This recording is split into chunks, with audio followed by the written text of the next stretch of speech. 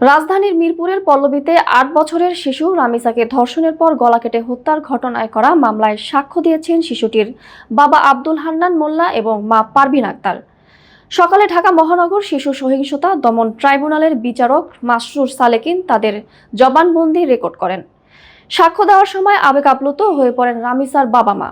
আদালতে রামিসার মা পারভিন আক্তার বলেন, ঘটনার সময় পাশের ফ্ল্যাট থেকে একটি শিশুর চিৎকারের শব্দ শুনছিলেন তিনি। প্রথমে সেটিকে পাশের বাসার কোনো শিশুর স্বাভাবিক শব্দ মনে হয়েছিল। কয়েক মিনিট পর বড় মেয়ে রাইসা একা বাসায় ফিরে এলে তিনি জানতে চান রামিসা কোথায়। তখন রাইসা জানায় রামিসা তাদের পরিচিত চাচার বাসায় যায়নি।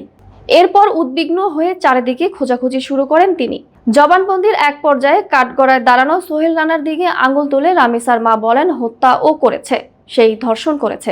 এদিন আদালতে রামিসার বাবা মা ছাড়াও এক প্রতিবেশীও সাক্ষ্য প্রদান করেন। এছাড়া ভুক্তভোগীর বড় বোন রাইসা আক্তার শিশু হওয়ায় তার জবানবন্দি ক্যামেরা ট্রায়ালের মাধ্যমে গ্রহণ করা হয়।